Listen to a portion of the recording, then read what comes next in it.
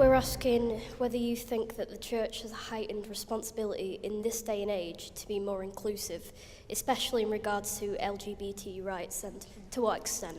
Why does religion not accept homosexuality when they claim to accept people as they are? I think the church absolutely has to put its hands up and say it has not treated LGBT people well in any way. So many people who've been damaged.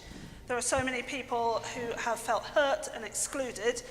I have to say at this point that the Church of England official line is that LGBT people are welcome, but for example, clergy are not allowed to be in same-sex marriages, and there are a lot of issues. So I have to say that I toe the line, and I don't do gay blessings in my church, but I absolutely argue for change, because I think it's appalling the way that the church has treated LGBT people. And if you come to my church, you will find there is a whole range of people there. We talk about being an inclusive church, not just in terms of sexuality, but also in terms of race or mental health or anything like that. Or everybody is welcome in my church, and you will see a whole range of people. I think what we need to do with our sexual community from the earliest age is to teach people a model of good and healthy relationships. But I want kids to know, I want all the way through school, that they are valued, that they don't have to settle for relationships which are unhealthy, abusive or damaging, that they need to be sure of themselves and who they are, and they need to be in relationships that are going to enhance their lives and the lives of their partners.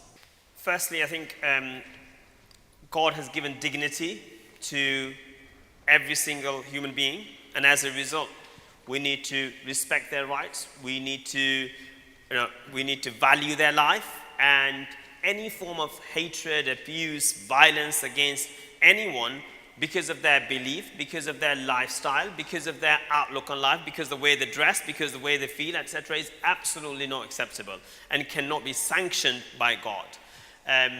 So in terms of LGBT community, they are welcome in mosques. They can pray in mosques. They can do what everyone else does.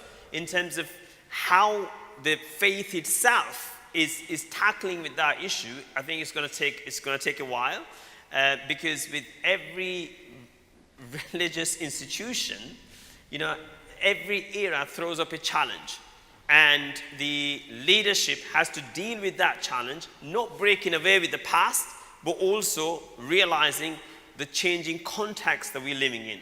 And it's really important that there is an unbroken chain, but at the same time, recognition of the context in which we live in.